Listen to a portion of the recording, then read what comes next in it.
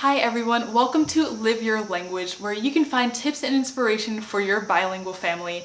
I am Stephanie, a PhD student in second language acquisition and a mother to a child that I'm raising bilingually in my non-native language.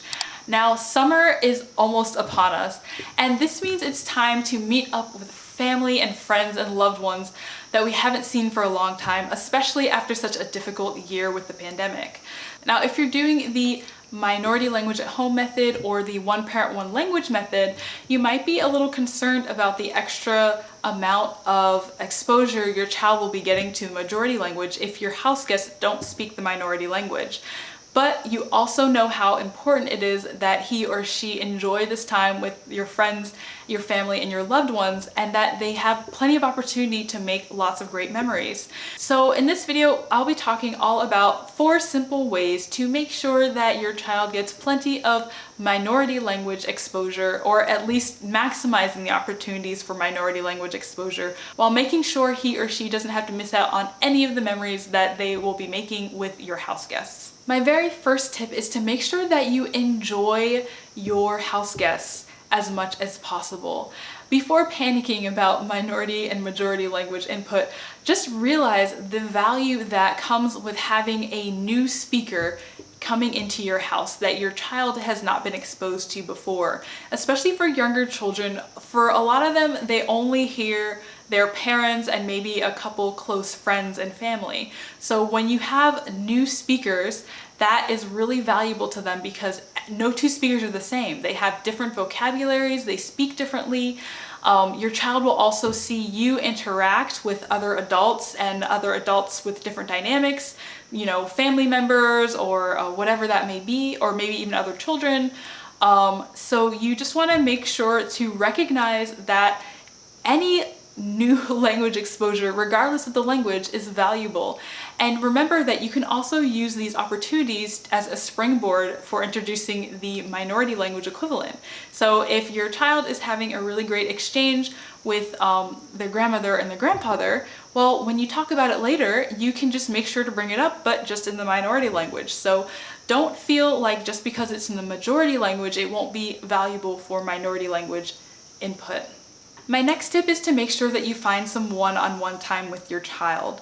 So I noticed when I had house guests that it was really difficult to find this one-on-one time because not only am I spending more time getting other things ready, preparing meals, and just spending time with our house guests, but I'm also noticing that my son is spending more time with the house guests as well when I would normally be spending time with him because there's no one else to entertain him. So for those 2 reasons, it's really common to have your child be less exposed to the minority language. Now, one thing that I found really worked well for this was to get him up just a little bit early. When he was actually already awake, but I kind of went into his room right away and swooped him up and made sure to spend a little bit of time together reading a book or singing or listening to some of his favorite music before we went down and got ready to greet our guests. So just make sure that you're making a little extra effort to find some one-on-one time with your child. My next tip is to make sure that you're being intentional with the time that you do have.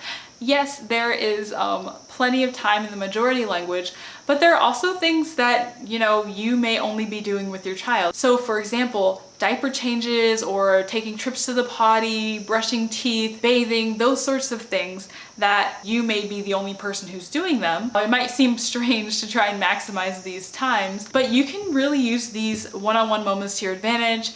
And just make sure that you're making the most of the time that you do have to squeeze every minute out and make sure that they're hearing plenty of minority language. In my case, on regular days, we usually listen to about 30 minutes of French music to just start the day while I'm getting breakfast ready.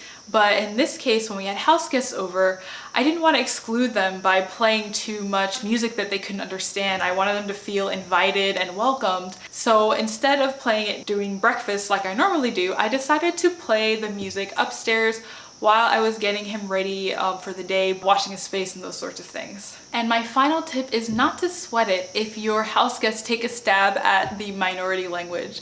Really appreciate their interest and their willingness to support your endeavor. So you might see this in ways such as your house guests may be great sports and try to read a book that your child wants them to read in the minority language when they actually don't speak that language. Dr. Anne Fernald, who is a Stanford professor and an American psychologist, talks about how multilingual children hear a lot more non-native speech than monolingual children, and that non-native speech is also a lot more diverse than the monolingual speech that children hear. So that just means that not only are they hearing a lot more non-native speech, but they're hearing a bigger variety of non-native speech and different proficiencies. So that's just a fact of life for bilingual and monolingual speakers.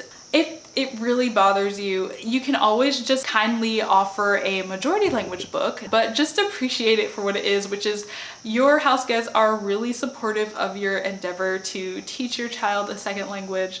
And that is something that's very valuable in and of itself. All right, those are just a few simple tips for increasing the minority language input that your child hears while you have house guests that speak the majority language.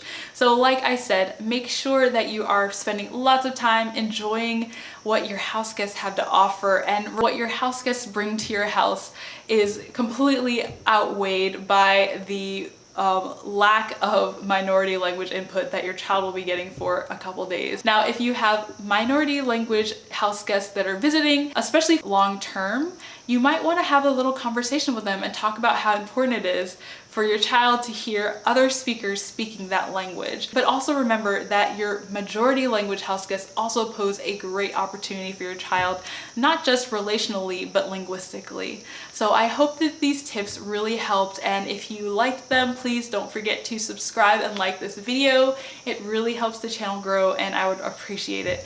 So thank you again for watching, and I will see you in the next video.